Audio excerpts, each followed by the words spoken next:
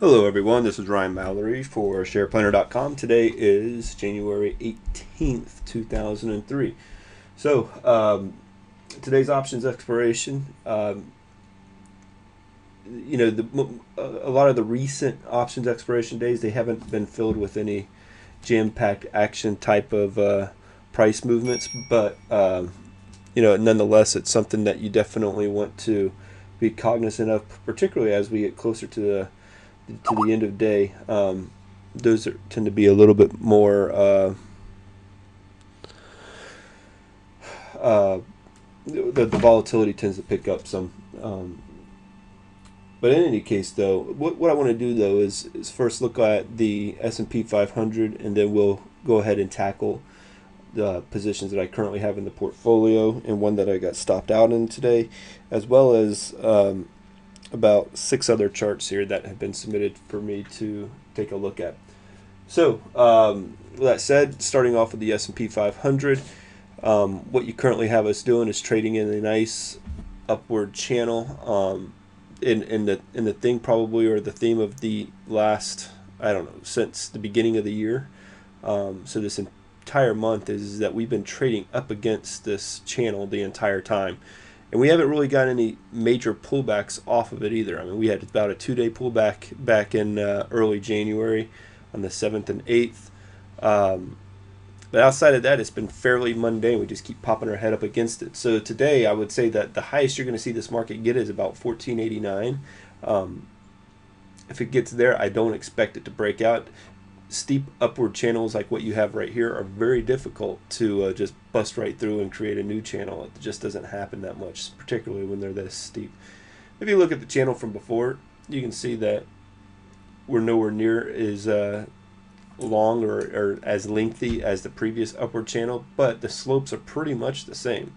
So, if that's any indication, we could see this channel, last another 1 to 2 months before we get any notable pullbacks in this market. So I would say to keep the bulls peace of mind, I wouldn't, you don't want to really pull back beyond 1471, and at the most you don't want to pull back below 1451. So we're about 25 points off of making any significant lows in this market. Just from a comfortability standpoint, I would say 1471 is the price level that you want to maintain at all. 1471 is really just like a comfort zone type of thing, to where no one's going to be questioning this market if we come back and close at that level or bounce a little bit off of it. Current positions in the portfolio.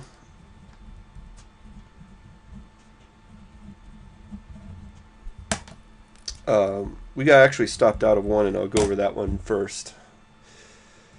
Hold myself accountable.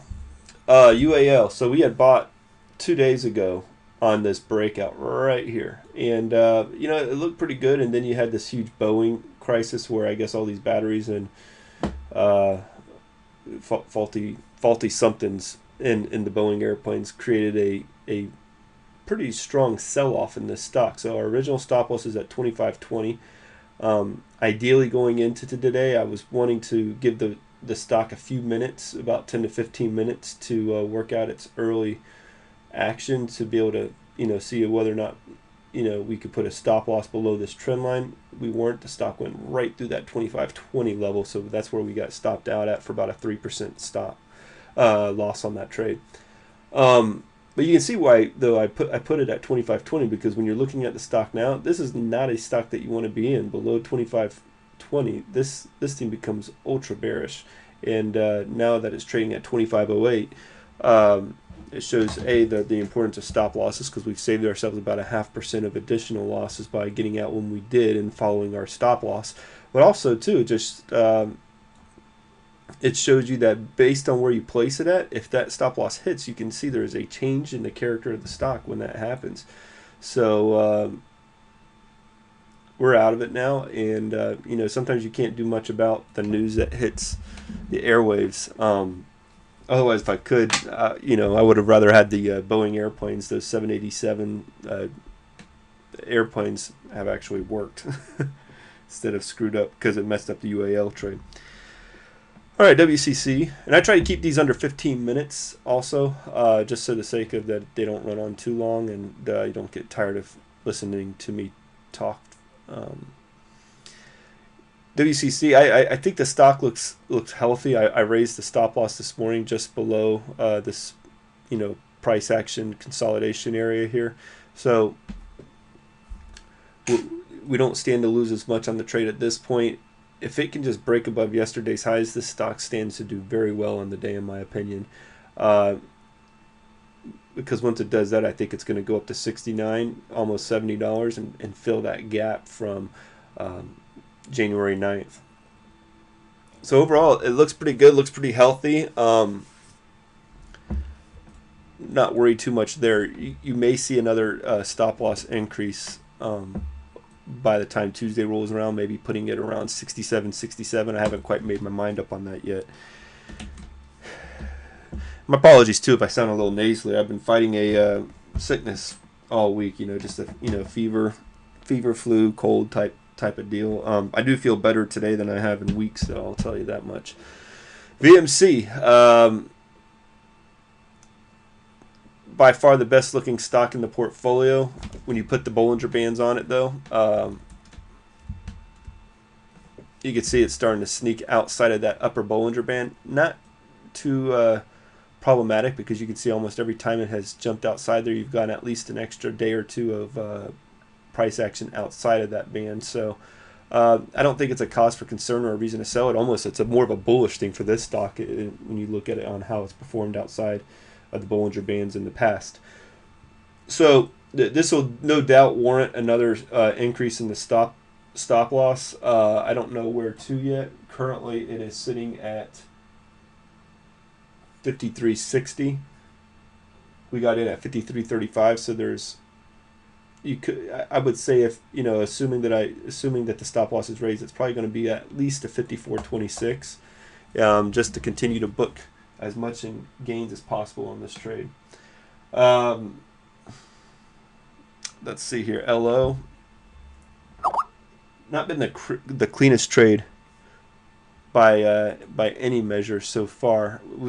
After we got in, it had a 3-to-1 stock split, so that changed things around a little bit. We're down about 1% today, but I'm trading this little breakout here that we got into a couple of days ago.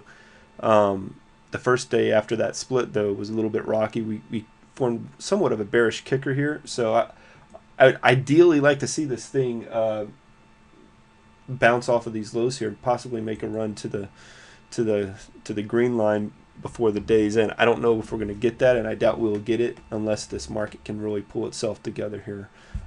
Because as you can see, we're making new lows on the market right now as well. Only down 5 points though, so it's not a significant pullback by any means. And the last one is BG. No surprise here that we're getting a little bit of a pullback. We're up 7 days in a row, but if you look at the stock's price action in history's past, I mean, this thing can run 14, 15 days in a row without actually going right here. I'll zoom in a little bit on it for you. You look at that, I mean, that's like 15 days worth straight going up. It's done it in the past too. So at first I was a little bit nervous about that 7 straight days of being up, but you can see in the past that hasn't really stopped it from doing its thing. So all right, let's go ahead and I'm going to get these Bollinger Bands off. And yeah, it's outside the Bollinger Band, but today's pullback is really not a major concern at this point. Let's go ahead and look at some of these other stocks you guys have asked about. FAF. It's pulling back to some support today. I think it's actually a decent place to get into a long position after it's broken about this longer term consolidation pattern. So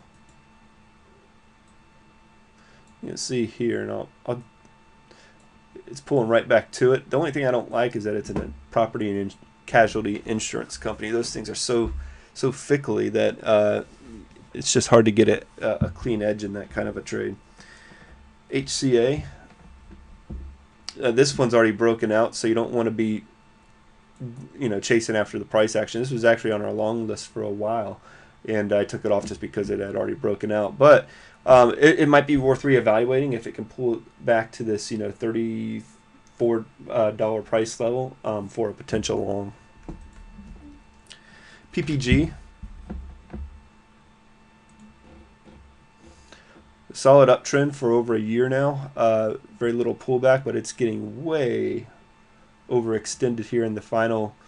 I would say sometimes when you get these huge rallies into a very, very mature uptrend like what we have here, this is oftentimes your like final last ditch effort before you see a significant pullback. So you can see though the uptrend isn't the cleanest of them. Ideally you would like this uptrend to be bouncing off of the trend connecting this one and this one here, but if you do that, it looks like this trend is already breaking apart, which may be the case. It's just hard to tell on this particular stock. I would actually probably say the trend is breaking down some, and that you could be forming a double top here, being the first top, second top, and if it gets below 137, you might want to short the darn thing. Let's look at NSR here. And if you short it, I'd probably put my stop just above the highs, because if it does that, then the short is irrelevant at that point. So that would be 143.15 that you want to put a stop at. Tight risk reward.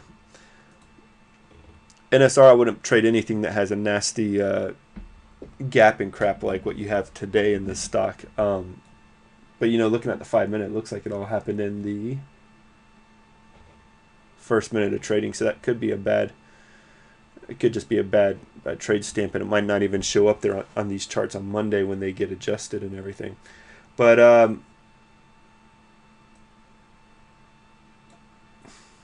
you actually have somewhat of a trend line going here. It's bounced off of it multiple times from here and here, back here again, and then this area here, though it wasn't very clean, and then here, and then today.